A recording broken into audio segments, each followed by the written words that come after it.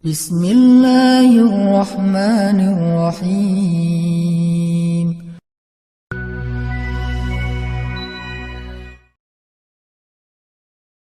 Bercanda mah untuk menghilangkan sedih, bercanda mah untuk menghilangkan stres, bercanda supaya dapat energi baru kan? Ternyata ada yang lebih efektif daripada bercanda kalau kita pengen semangat lagi. Kalau kita pengen survive dari sebuah masalah, ada yang lebih efektif daripada bercanda. Walaupun bercanda itu boleh. Apa yang lebih efektif? Menangis. Menangis itu, menitikkan air mata itu lebih powerful daripada tertawa. Cuman kita sering memilih tertawa daripada menangis. Sama kayak orang lebih senang minum kopi walaupun minum kopi itu boleh daripada minum air putih. Padahal lebih menyehatkan minum air putih. Cuma kan gak ada sensasinya. Tapi kalau kita bisa mengubah mindset kita, kalau orang teman-teman nanya, ngopi yuk gitu kan gitu ya. Minum air putih yuk kan gitu ya. Bisa gak sih kita ngomong kayak gitu? Nah ini mengubah mindset nih. Kalian lagi ngapain? Lagi minum air putih. Pasti dibilang, gak seru ah. Kalau kalian lagi ngapain? Lagi ngopi. Di mana? Di kafe. Lagi ngapain? Lagi minum air putih. Di mana? Di beer house. Di beer house minum air putih. Kan? Ini kan keren nih. Minumnya air putih. Di beer house minum air putih. Di kafe minum air putih. Kalau yang masih beer house ya. Tapi kalau bisa nggak usah. Terus di tempat apa? Dimanapun lagi.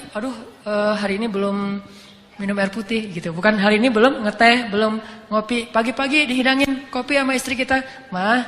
Papa mah sekarang udah gak minum kopi. Papa mah malamnya menangis, siangnya minum air putih. Kan gitu ya. Wah itu keren tuh. Malamnya nangis, siangnya minum air putih. Berarti papa udah gak bercanda dong. Enggak mah nangis gitu. Jadi air mah nangis tapi sambil tersenyum. Mana nangisnya ya. Coba kita ubah mindset dari boleh minum air putih, tetapi boleh minum kopi. Tapi yakinlah air putih lebih baik daripada kopi. Makanya Nabi mengatakan air itu tahurun, air itu bersih dan membersihkan. Air itu bersih dan membersihkan. Dan memang secara medis, secara kedokteran, secara biologi juga air putih paling baik untuk tubuh kita. Sangat menggantikan energi tubuh kita.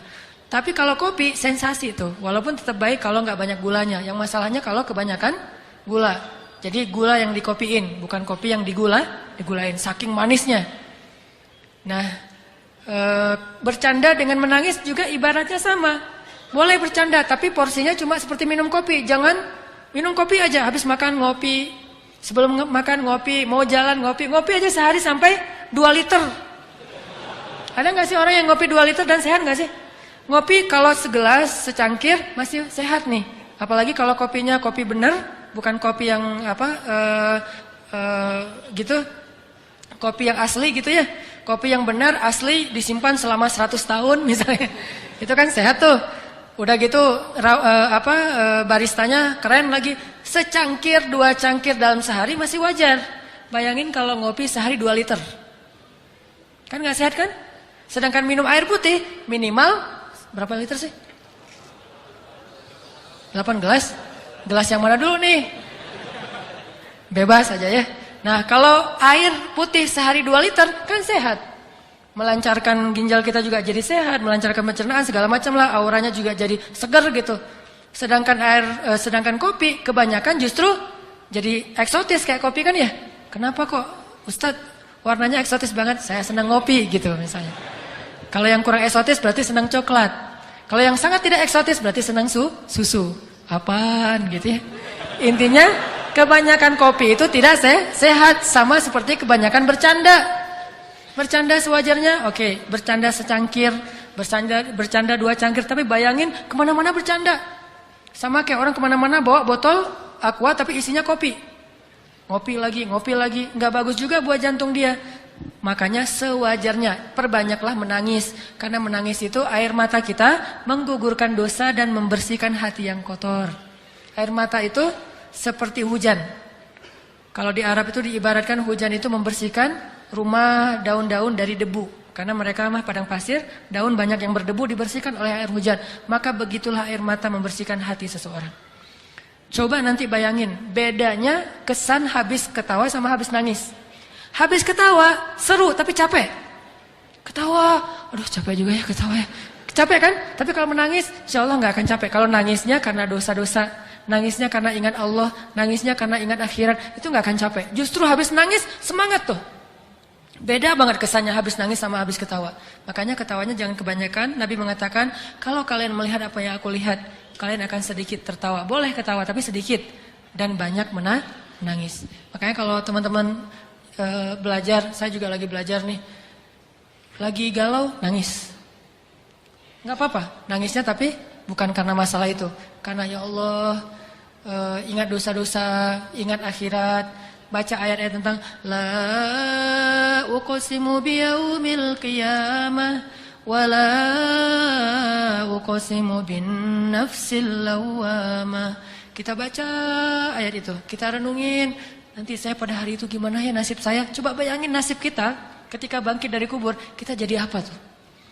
Ketika bisa menangis, berarti mata kita termasuk mata yang diberkahi. Justru salah satu di antara bukti seseorang itu jauh dari Allah, dia matanya menjadi beku, tidak pernah bisa menangis. Dan setelah menangis, pasti kesannya berbeda ketimbang setelah ketawa. Makanya kalau disuruh milih, banyakan mana? Banyakan nangis deh. Tapi kenyataannya kita dalam sehari lebih banyak tertawa, hampir tidak pernah menangis.